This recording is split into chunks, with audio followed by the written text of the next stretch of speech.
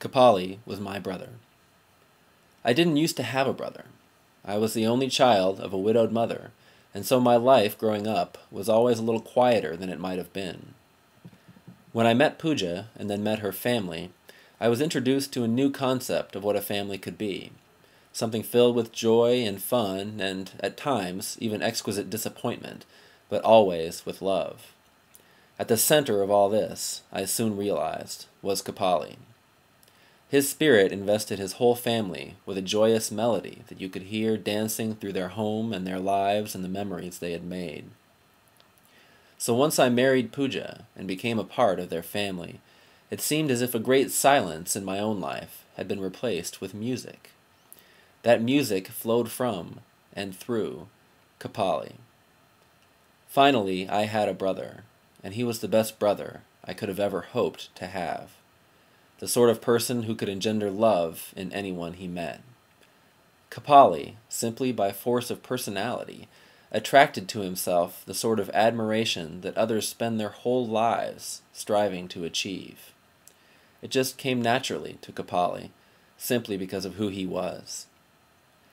That's one of the great mysteries of Kapali, how he came to be so incredibly special, and how he came to be taken away from us so prematurely. Ever since we lost him, questions have tormented us. There is no end to the list of unanswered and unanswerable questions.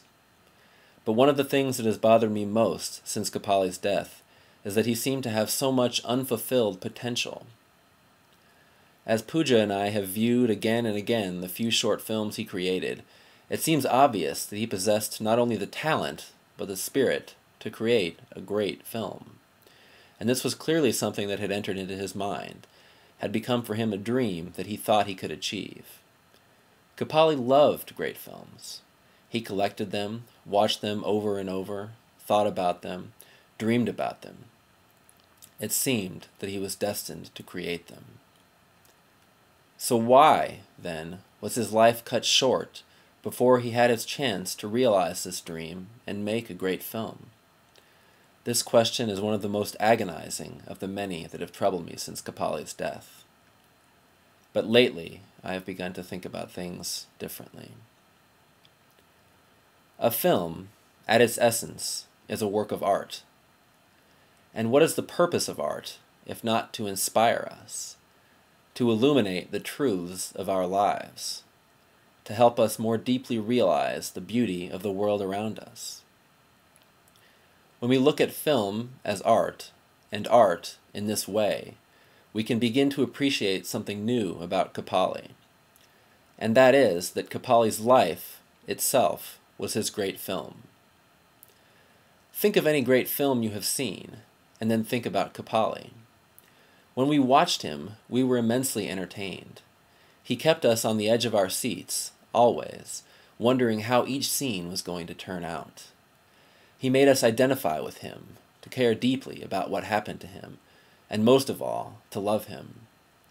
And when the credits finally rolled on his life, who among us was not inspired? Whose life did not seem invested with a new and deeper truth? Who did not appreciate the beauty of the world in a way that only Kapali could have taught us? Because of Kapali, all of us have smiled when we would have frowned. We have laughed when we would have cried, and we have cried when we would have just been numb. He has done this for us as art does this for us.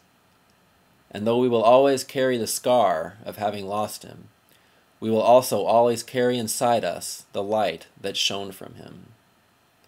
We were tremendously fortunate to have had him for those 27 brilliant years, and we will always cherish the memory of Kapali Swamy, a man whose life was a work of art. I love you, Kapali, and I will always honor your memory. You are, and will always be, my only brother.